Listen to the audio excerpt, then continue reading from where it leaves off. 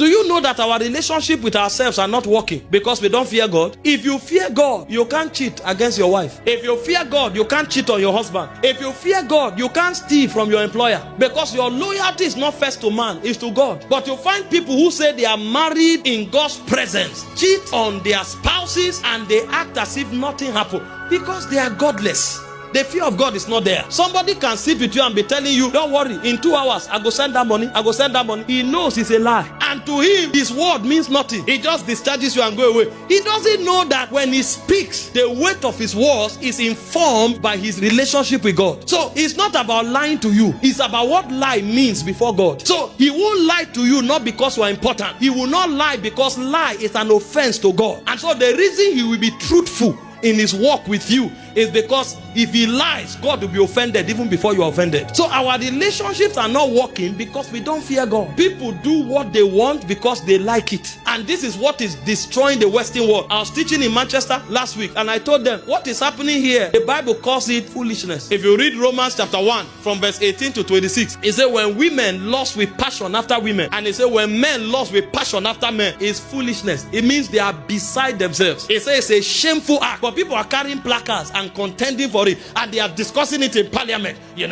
and these are Christian nations and they are discussing it. Yes, people are born like that. Did God permit it? That's where we should start the conversation from. It's not I feel like a woman. I know you feel like a woman. If you are feeling like a woman, let's look for a way to help you. But the idea of going to have a relationship with woman is not a conversation among the saints, because it's not permitted. I can't wake up now and say I feel pregnant. It is not permitted for man to be pregnant. So if I feel pregnant, they will look for what to do to help me. But the idea of trying to be pregnant, it doesn't exist. So if God says not so, that you feel it does not mean there is jurisdiction. It's not permitted. Oh, I love this man. I don't know. Maybe it's because I feel like a woman. If you feel like a woman, let's examine what is wrong with you. Maybe there's a mental challenge. Maybe there's an emotional imbalance. And maybe we'll begin with counseling if we need to use doctors and if we need to cast out demons. We will cast out because demons are involved. Let's begin to cast out demons. But the idea of saying, because I feel like a woman, I'm attracted to a man, it doesn't exist because our God says no.